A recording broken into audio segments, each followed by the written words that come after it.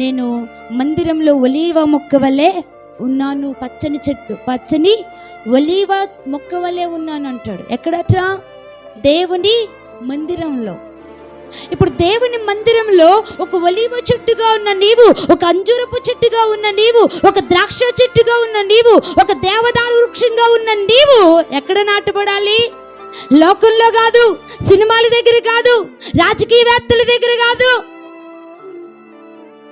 పనికి మాలిన విషయాల్లో కాదు, త్రాగుడు దగ్గర కాదు, వ్యభిచారం దగ్గర కాదు, ఇంకెక్కడెక్కడ లోకంలో కాదు నువ్వు నాటపడడు. సంసోను దేవుని సన్నిధిలో నాటపడిన వాడే ఉండడానికి బదులుగా దెలీలా దగ్గర నాటపడ్డాడట. ఎక్కడ నాటపడ్డాడు? దెలీలా దగ్గర నాటపడ్డాడు. ఏమైంది? మొత్తం చెట్టు నరికివేయబడింది. జ్ఞాపకం పెట్టుకో.